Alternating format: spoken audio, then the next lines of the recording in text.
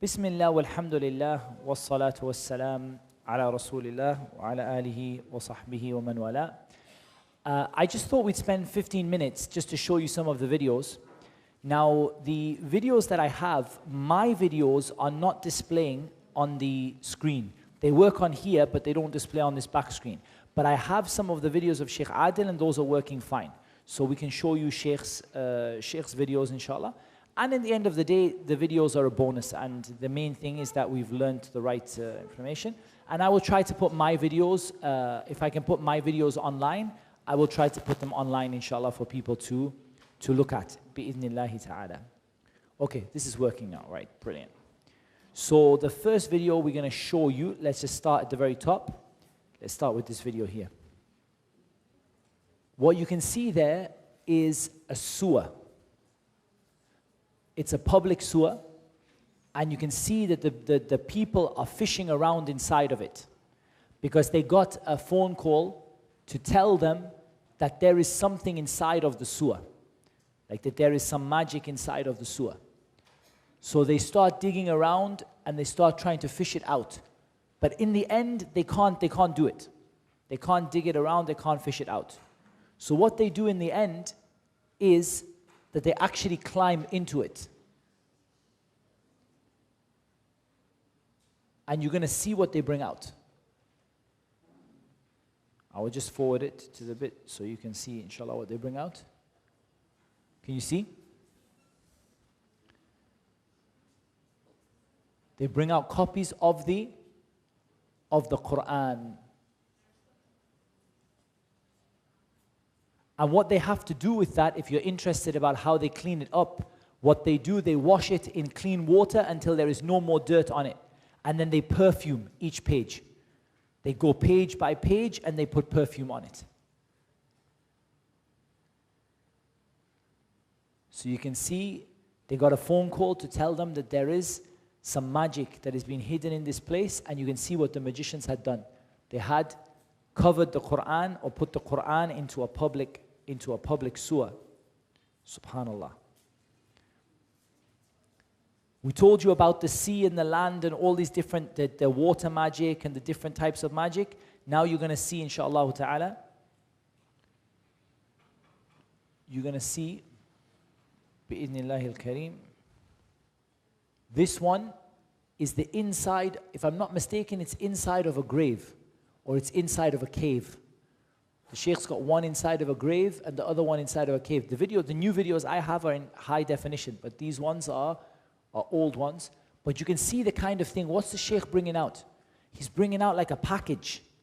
This is real magic. It's not like just a little ta'weed that somebody got for, just to change their belief. So you're going to see what's inside of it now. And I want you to observe very carefully what's inside of it.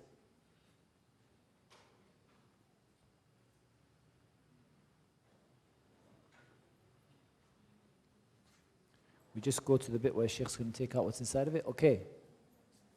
It's all covered in something disgusting.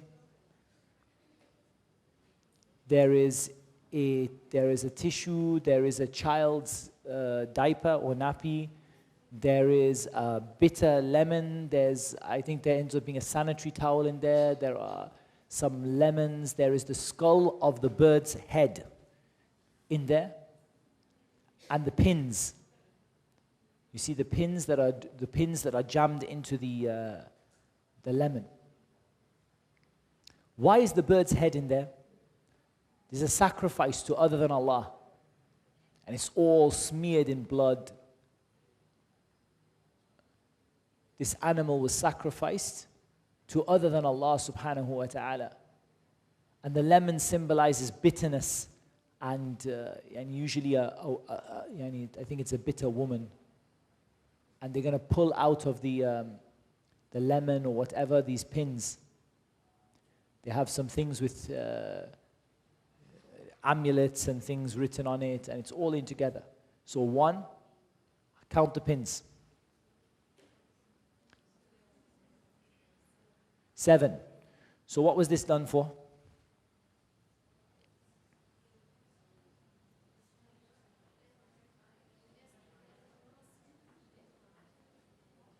7. 7 is aligned with the 7 stars of Babylon, for it was done to actually cause someone to love somebody.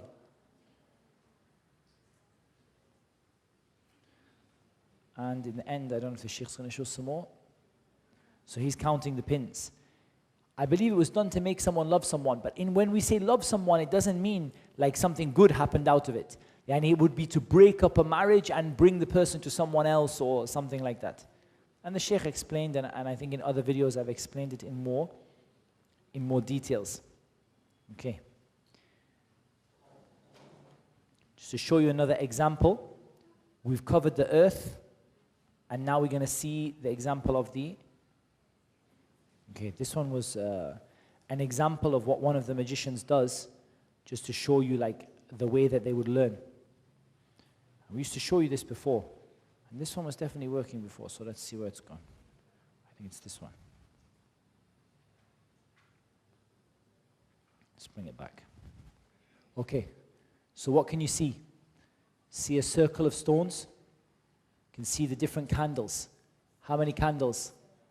7 candles. Each candle color has a significance. Each colored candle has a particular significance for them. And they have built a little altar to worship the shaitan. And the guy would sit in there and he would not be allowed to leave. All these like symbols on the walls and stuff like that. Pentagrams and names of shaitan and things like that on the wall. He would typically light the candles and he would sit and he would not be allowed to move from that space. Even the toilet he would have to do in the same place and sit. And obviously they don't allow him to do anything, they're just getting him to show, like they caught him and they're just asking him to show what he would do. And he would remember the shaitan, remember the names of the shaitan and read the names of the shaitan. And he's telling what each candle would be and what each candle would do. Let's see if this one is going to open or not. Okay, this is the sea one. They're pulling this stuff out of the sea. Why is it in the sea? Because the magician calculated that this person is a water person. This is a water, like an issue of water, so you can see. These people are out after the Hajj period in Jeddah. And all of those, subhanAllah, people came to the Hajj and they put magic in the sea. So they're dredging, they're actually going through and they're dragging out the stuff on the sea.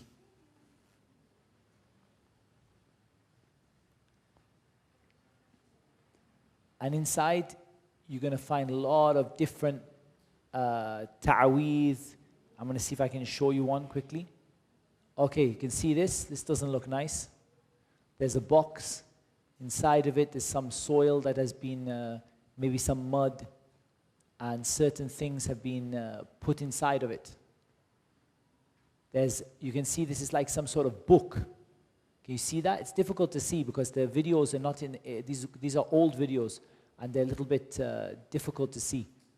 But inside you can see there's like a book and the book is wrapped in knots. And you can see they're taking the rope off of the book. What did we say the first thing is? We remove the knots from the ta'weez. So we just show you some of the stuff. They're going to find some nasty stuff inside.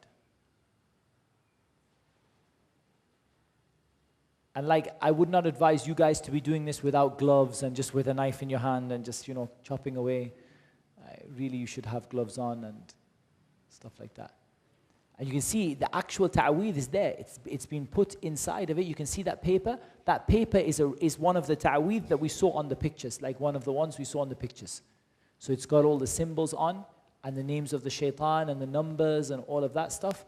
And you got some knots and some blood and some, not very nice stuff.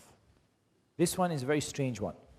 So they're tracking a guy who is, يعني a magician or is going on behalf of a magician. So they're tracking the person, and they're going to chase him, or they're going to arrest him, and they're going to see what he's got in the car.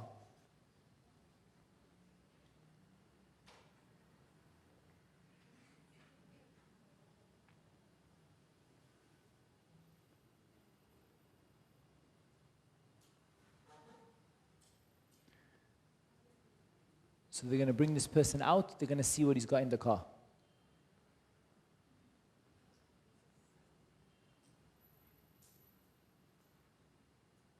Okay, can you see what it is? It's a black goat of something like a goat. And basically, it was there because it was going to be sacrificed in the bathroom at Maghrib. It was going to be sacrificed in the bathroom at Maghrib to please the shaitan and to seek nearness to the shaitan. Okay. So they came into the sheikhs, they came into the grave, and they've been told, they received a phone call to tell them which grave it's buried in. And you can see what they're going to bring out. Okay, what does that look like to you? If I just pause that there, what does that look like to you? It's the same letters that we saw. It's the same information that we learnt about when we learnt about how they make the ta'weez. It's the same thing people put around their necks and say, this is the Quran, this is the names of Allah, and so on. And you can see that the name of the person is written there. The name of the person it's for, and these different things, Allah and other things are written on there, but this was buried in the grave. This is exactly what magic is like. Exactly what magic is like. Yeah, so this is another magician, and he's showing how he calls upon the shaitan. They're not going to let him actually do it, but they're going to force him to show what he would do. So you see he's wearing red. Why is he wearing red? Because what is it not allowed for the men to wear? Red. So he's wearing it to disobey Allah subhanahu wa ta'ala. And he's going to dress up in his thing. And he's lighting his bukhur to call upon the shaitan. Then he's going to take a whip. He's going to perfume himself and he's going to whip himself. Over and over and over again.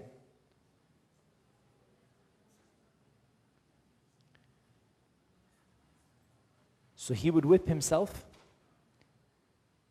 And he would take a cockerel and he would cut its throat and make it spill the blood all over the walls. These walls are covered in blood. Because he took a cockerel and he slaughtered it to the shaitan, and he spilled the blood on every wall.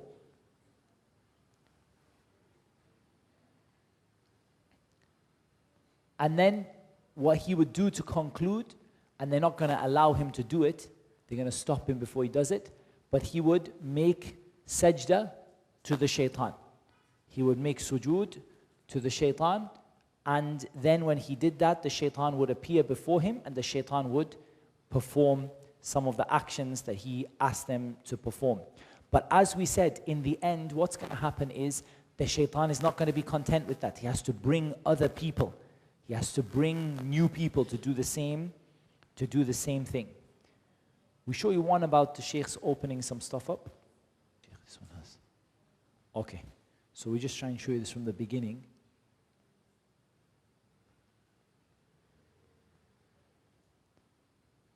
What is the sheikh going to do? So what's he got there? Razor blade.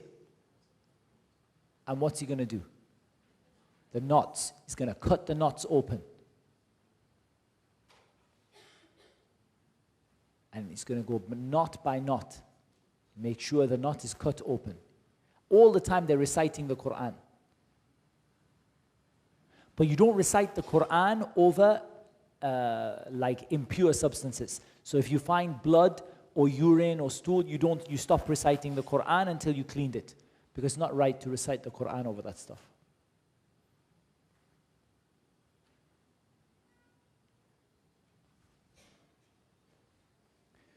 Okay, so what's the sheikh got now? He's got a leather pouch. and he's going to open the leather pouch.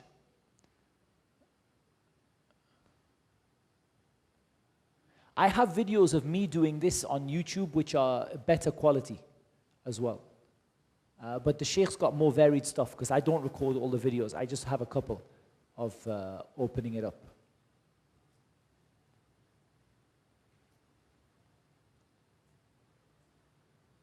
So you can see it's kind of like locked inside of the pouch. Then you get inside and you start to see what's there. Sheikh's keeping everything on a big sheet that he's going to get rid of in the end.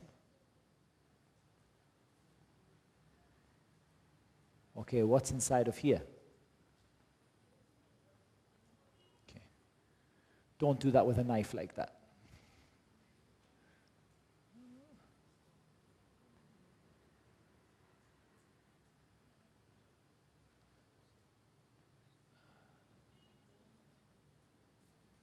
Okay, get to the same symbols, the same stuff that we've seen before, the circles with the names inside, the exact same stuff that we've seen before.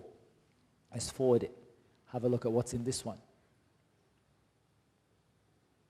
So you get a plastic bag. Why the plastic bag? The plastic bag is there to stop the magic from disappearing or decaying in the earth. You see that pink writing? That's the one you have to wash before you burn it, because it's usually meant for the water. It's the saffron or the pink color writing. So you see what Sheikh's going to do? He's going to wash it first. He's going to wash it first. He's going to blow. What's he doing now? He's blowing the Quran into the water.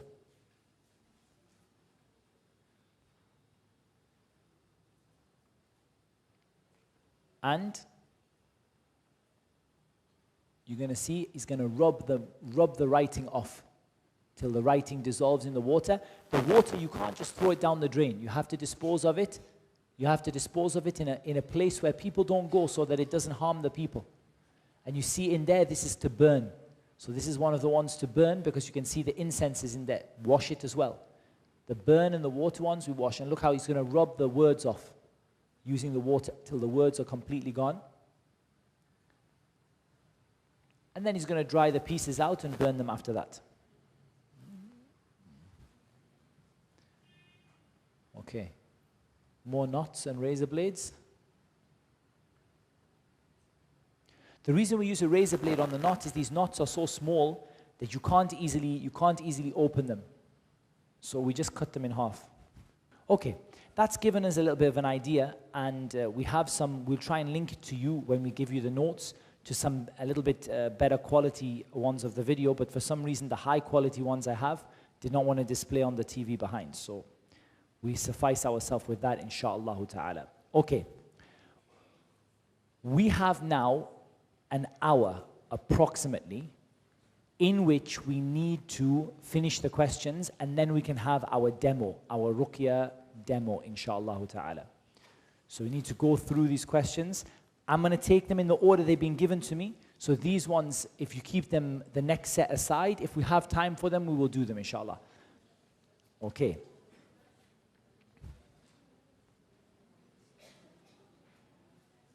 Okay. So, before I start, if everyone gives me their full attention, please.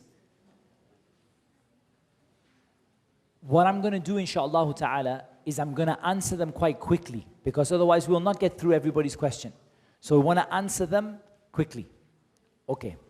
Why is it that my body gets extremely warm when I wake up from sleep? What did we say about symptoms? Do you remember we said about symptoms? They could be medical, they could be Ruqya related. So what would we tell the sister to do?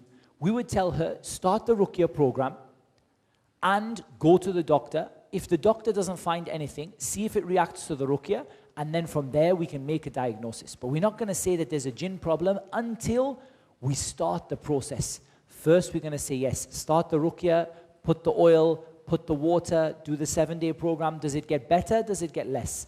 And then let do the medical investigation as well, and see how does Allah Azza wa Jal open a door for you. Is it possible for mankind and jinn kind to reproduce together? This is something the scholars differed over. I think intimacy is something that it's quite clear that they can have intimacy, but I don't think that there's an evidence that you can get these half men, half jinn children. I think this is, it doesn't have an evidence for it. How can I distinguish between being possessed and affected by magic? That's a very good question. I would say that the best way of distinguishing would be to take a case history, to look at what is going on, and to, Insha'Allah ta'ala, take into account all of the factors. So when you're doing the investigation, you start the case history, you do the ruqya, you find out more about what happened. Eventually, you will come to know. And I know that sounds like a very basic explanation, but you really don't need anything more than that. And in the first place, you're going to use the same method, Insha'Allah ta'ala. Your ruqya method at a basic level is not going to change. Okay, a small child had an incident where his leg got burnt, and as a result, there's a scar left. Could ruqya be performed on the scar? And if so, how can we go about this? That's a very good question.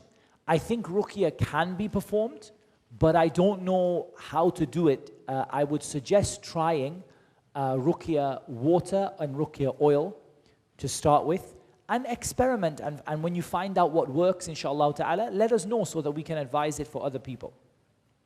Every now and then I feel tightness in the thigh area. Could this be related to the jinn? Again, it's a symptom. It's a symptom, but we can't say that this symptom is a jinn symptom until we do much, much more research. I want you guys to really learn this really well. Someone comes to you and says, I have a headache. We say to them, it's possible. Start the ruqya, do the program, go to the doctor, try to find it out. Insha'Allah, one way or the other, Allah Azza wa Jal is going to show you what the problem is. Once a victim gets possessed by a jinn, how can he or she be sure that the jinn has left the body? This is an excellent question. May Allah Azza wa Jal reward you. This is a fantastic question. I have an article on my website which I'm going to actually show you because it's such a good question. I'm actually going to show you the article. I think it's extremely, extremely important to show you this article. So how am I going to show you the article? Let me figure it out. I'm going to switch this to my phone. And, okay, that's working. And then I'm going to open this. And we're going to do, how do I know my treatment is complete?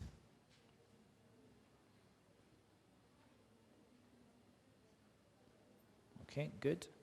Load that up. Okay, perfect. And now we're going to switch it back to the display on the back. It's an excellent question. And put the display back on. Whoops.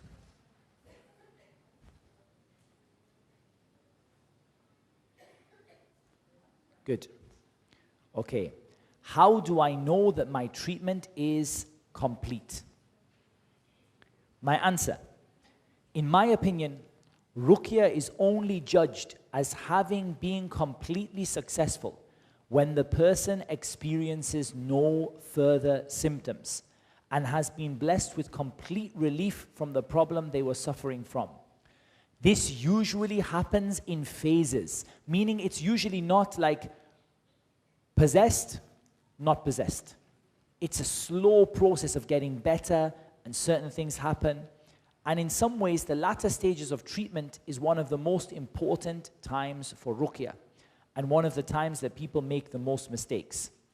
Every case is different, and not everyone experiences a phase where things feel better. Some people simply build up to a point where the reaction is the strongest, and then the jinn leave. However, there are some very important points to bear in mind. Number one, do not stop ruqya. Once the jinni leaves, people often stop treatment. I recommend 1 full month of ruqya before you say that the person is better. This can be because the jinn is fooling you into thinking they've gone, or because the jinni has left and another one becomes active. It also catches cases where the jinn returns back to the person. So you don't have to, as a raqi, you don't have to read on them, but you make sure someone is reading on them for about a month. Point number 2, don't accept 90%. A lot of people get 90% better and they stop. because they think that it's good enough. The affliction has the chance to grow and flourish again. If you had cancer, you would not be content to stop with 90% because you know the 10% will grow again. The same thing with the jinn. Don't stop at 90%. Number 3, different phases mean different modes of attack for the shaitan to take advantage of. If one door closes for the shaitan, he'll move on to another method. So it may be that the shaking stops. So in the beginning, shaking. You read 1 week, shaking stops. But then the whispering starts. I can hear voices. 1 week, the whispering stops. Then the person says, I don't feel like praying. 1 week, and then they start praying again. And you see what I mean? It goes in phases. So you have to remain constant and patient in tackling the problem and the importance of consistency. And once the problem is gone, the person remains vulnerable. Point number 4. This is like a medical patient who has just undergone surgery. When they come out of surgery, they are vulnerable to illness and infection. The same thing in Ruqya. When they finish the Ruqya, they are vulnerable to getting infected again. So continue the Ruqya bi'idhnillahi ta'ala for a significant period after the person is better, and start protecting them, giving them the ways of protection, dhikr, adhkar, the prayers, the belief, all of the things that we talked about to build up their strength until they are able, insha'Allah ta'ala, to manage on their own. Okay. Do we have to say Bismillah every time we read into the water or oil? Should we say Ameen after Surah Al-Fatiha? And should we say Bismillah in Surah Al-Fatiha? We should say Bismillah as part of Surah Al-Fatiha because many of the scholars consider that Bismillah is the first ayah in Surah Al-Fatiha. So it's better that you read it. And you should say A'udhu Billah at the beginning of the reading. So you start أعوذ بالله من الشيطان الرجيم بسم الله الرحمن الرحيم. And then you read, and when you finished, ولا الضالين آمين بسم الله الرحمن الرحيم الحمد لله رب العالمين, and so on. Okay. When the mother is afflicted, her children may inherit the sihr or not. Or can it cause disturbances to them? Or could they get afflicted? If the mother sleeps near to the child, is it harmful to the child? That's an amazing question. Okay. First of all, magic may be passed on in the womb. Sometimes. We have seen cases of this that appears to happen. However, it's not clear to me, is the magic really passed on? Or is it the case that the magic was actually done to the whole family? So I'll show you what I mean. If I have my... Okay. If I put my pencil. Okay. So, we have a mother who has magic. And then we see that her newborn child also starts to have a reaction. It's possible that this was passed during the child's development in the womb. This is one possibility. But the other possibility is that it was done on the whole family to start with. That the magic wasn't actually done on the mother. The magic was actually done on the whole family. So to me, it's not clear whether it's this one or whether it's this one. But it is possible that the kids become afflicted. Nearness doesn't make any difference. Being near doesn't make a big difference. When you're near to someone that has magic, you might get disturbed, but you won't get necessarily afflicted. But you might get some disturbance. Like you just don't feel right. You feel like a bit. And when you do Ruqya, this happens too. You get a little bit of disturbance. So you're doing Ruqya on someone and you're just like, I don't feel right. I feel a bit, but just read on yourself and it will go. It will go in a minute or 2 minutes. It's not a big deal. Can we hang frames or posters with the Ayatul Kursi written on it? No, we shouldn't do this because Allah Azza wa Jal said, وَلَا تَتَّخِذُوا آيَاتِ اللَّهِ هُزُوًا. Don't take the ayat of Allah as a joke or a decoration or a game. And it's not a way of protecting yourself. What if you're not fluent in reciting the Quran, but you have to recite Surah Al-Baqarah? Can you play it? Well, what you can do is a couple of things. First of all, you don't have to recite Surah Al-Baqarah. You could recite Al-Fatiha and the small surahs. Secondly, you could listen to the tape and repeat. There's something called, what do they call it? They call it Al-Mushaf Al-Muallim, I think. So it's where you have the Qari reads, for example, he would read, Alhamdulillahi Rabbil Alameen, and then they leave a space. And then you read, Alhamdulillahi Rabbil Alameen. And then he says, Ar-Rahmanir Rahim. And then he leaves a space. And you can download these and you can read after them. Audio on the PC is not the same as Ruqya. It may help, but it's not the same. Is it true before moving into a new house, you should recite Surah Al-Baqarah to get rid of the jinn? No, I don't think this is not like, to me, it's not necessary, but generally, you should read the Quran in your house as a whole, in general. Is it wrong to walk by the cemetery with young children? No, I don't think there's anything wrong with that. But you should keep your children indoors between Maghrib and Isha if you can, because the Prophet ﷺ said, Inna lish-shaytani intisharan wa khatfah. The shaitan spreads out and snatches people between Maghrib and Isha. Can the evil eye affect thyroid function? Definitely. The evil eye can affect any part of your medical well-being. How do you convince a person to stop wearing a ta'weez? So what you need to do when you want to convince anyone of something is you need to follow certain steps. One thing you need to do is you need to do your research. You need to get your proof. And you need to present it with wisdom. So these are 3 key steps. Do your research. Don't just, say, oh, you should stop wearing a ta'weez because Muhammad Tim said. Or Muhammad Tim showed me a video. That's not an evidence. Do your research. I've got videos, articles, lectures, and I'm not the only one. Maybe there are 10, 20 brothers. They have videos, they have lectures, they have explanations. Do your research. Get your daleel, your proof. The Prophet ﷺ said, "Man ta'allaqa tamimatan faqad ashrak."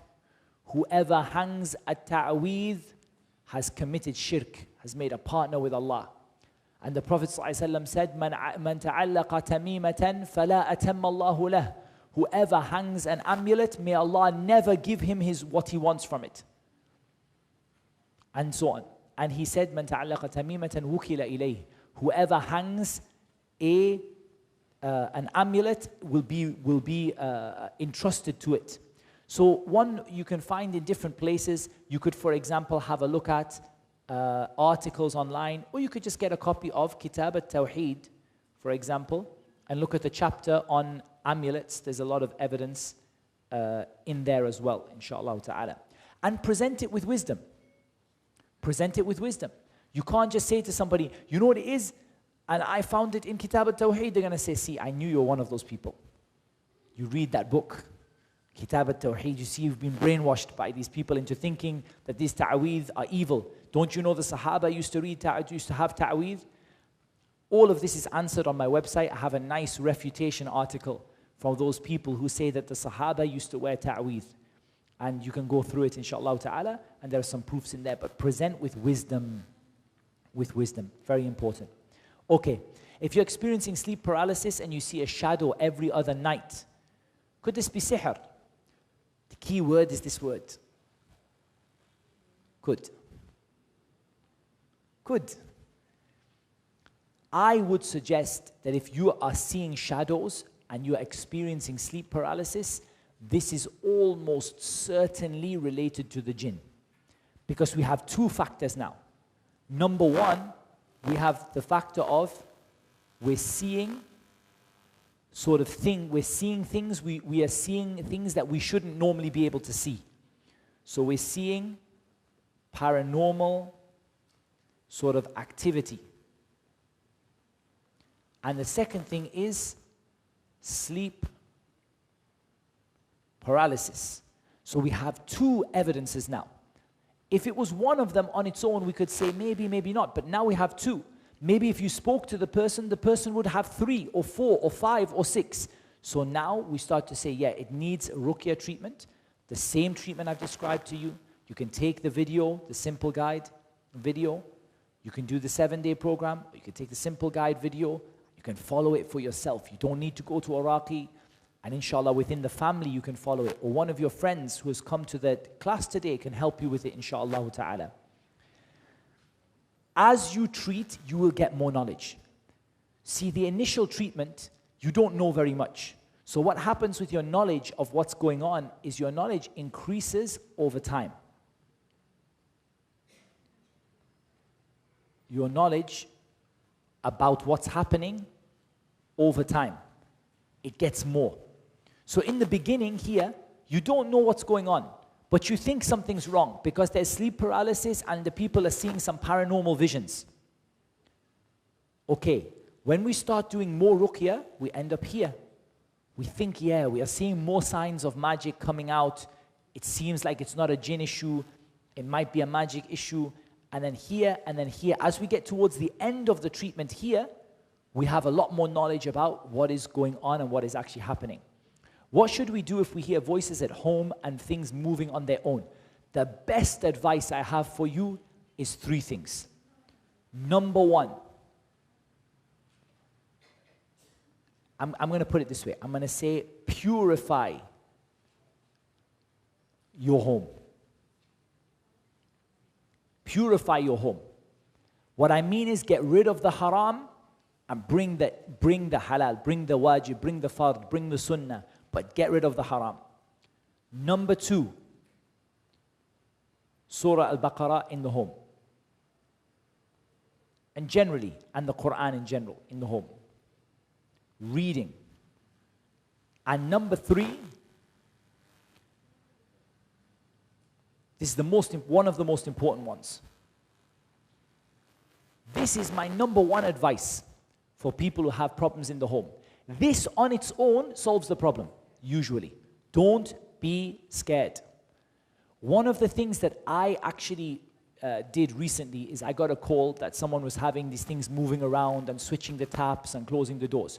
The only thing I said is don't be scared, and the problem stopped. Because the shaitan is doing it because he knows he gets a reaction from you. He knows you get like worried about it, or people in the family get worried about it. If he moves your furniture, move it back. He'll stop doing it. Stop doing it, bi'idhnillahi ta'ala. Okay.